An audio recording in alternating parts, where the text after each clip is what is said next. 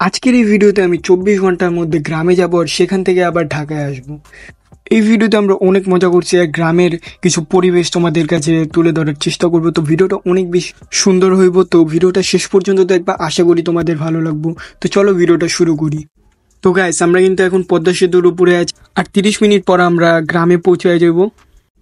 Alright guys, আমরা কিন্তু গ্রামে আইসা পড়ছি আর এইখানে আমি ক্ষেতের উপরে দাঁড়ায় আছি। আর এই যে তোমাদের যদি ক্ষেতটা দেখে, একবারে সবুজ শ্যামলি ক্ষেত। আর যদি আমরা একটু উপরে উঠে যাই, তো এইখানে যে বাড়িটা দেখতে পারতেছেন, এই বাড়িটা হলো আমার ফুবুর বাড়ি। আর এইখানে এই বাড়ির এরকম অবস্থা হওয়ার কারণ হলো বাড়ির যত্ন নেওয়ার মতো কেউ নাই। আমার ফুবুও মারা গেছে আর এইখানে তার কবর দাফন করে। আমি কিন্তু এখানে গাইস রাস্তা দিয়ে হাঁটতেছিলাম আর এইখানে অনেকগুলো মুরগিও দেখা যাইতেছিল। এগুলো হয়তো দেশি মুরগি। আর পাশে একটা ছোট্ট ছেলে আসছিল যে আমারে ডাকতেছিল।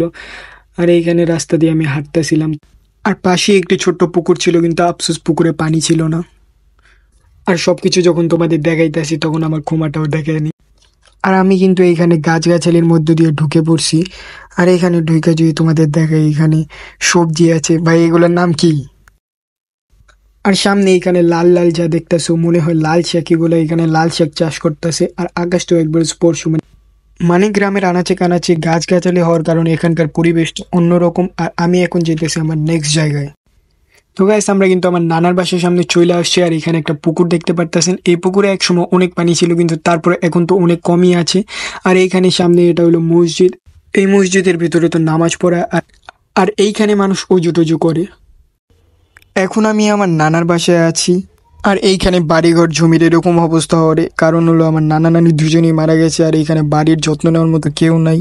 আর এই যে বাড়িটা দেখতেছেন, এই বাড়িটা অবশিষ্ট কিছু আছে, কিন্তু যাও আছে তাও সব ভাঙ্গে গেছে। আর জুম করে যদি আপনাদের একটু দেখাই। আর গাইস, আমি রাস্তা দিয়ে হাঁটতেছিলাম আর সামনে দুইটা কিউট ছাগল দেখলাম। তো আমিও দাঁড়াইছিলাম আর এইখানে ছাগলটারে আদর করতেছিলাম। আর সামনে যেই ছাগলটা দেখতেছেন, ওই ছাগলটা তাকাইছিল। আর এইখানে দুই ছাগলটার খাবারের মাঝখানে ডিস্টার্ব করে ফেললাম। আর ছাগল দুইটা যদি মনে মনে কিছু বলে তো কি বলতে পারে? बैंक के लोन निकल ना। अबे निकल, मम्मी मम्मी उसको बोलो, जाने को बोलो। अरे मम्मी जाने को बोलो। अरे बैंक के लोन निकल इधर से। अरे आ जाओ क्या मैं। আর এইখানে দেখো পাশে একটা পুষ্কুনি আর হাঁসগুলো এটার উপরে লাফালাফি করে খেলতেছে। কি সুন্দর একটা পরিবেশ তৈরি করছে ওরা। তো গাইস, আমরা যে কাজের জন্য গ্রামে আসছিলাম ওই কাজটা শেষ হয়ে গেছে, তাই এখন আমরা আবার ঢাকায় চলে যাব। তাই আমরা একটা অটো নিয়ে নিলাম। এই অটোটা এখন বাস স্টেশনের দিকে যাব।